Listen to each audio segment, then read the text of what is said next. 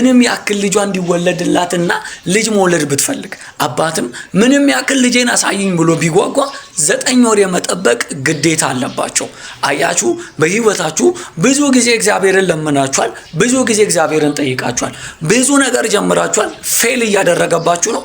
እንግዲያውስ ይሄ ቪዲዮ ይረዳችኋል። እማወራው ስለ ልጅ መወለድ አይደለም፣ ስላንተ ስላንቺ ህይወት ነው።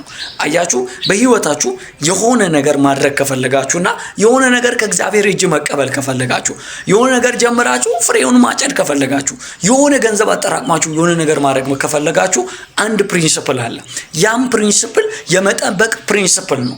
ልክ ወደ ሰማይ ለመዝለል ስትሞክሩ ምንም ያክል ብትዘሉ መሬት ጎትታ እንደምታስቀምጣችሁ ሁሉ የመጠበቅም የአንድ የስኬት ፕሪንሲፕል አለ።